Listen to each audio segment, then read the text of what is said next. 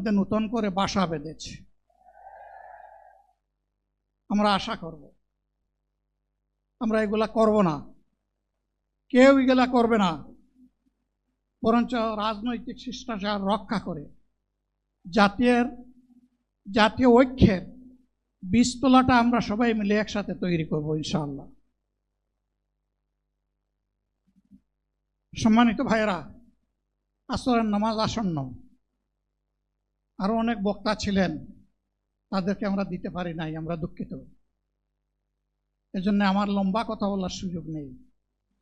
যারা এখানে কথা বলেছেন তারা আমার মনের কথাগুলোই তুলে ধরেছেন। আমি শুধু বলতে চাই, আগামীর বাংলাদেশটা কেমন হবে? আমি বলি আরেকটা লড়াই হবে ইনশাআল্লাহ। একটা লড়াই হয়েছে ফ্যাসিবাদের বিরুদ্ধে, আরেকটা লড়াই হবে দুর্নীতির বিরুদ্ধে ইনশাআল্লাহ।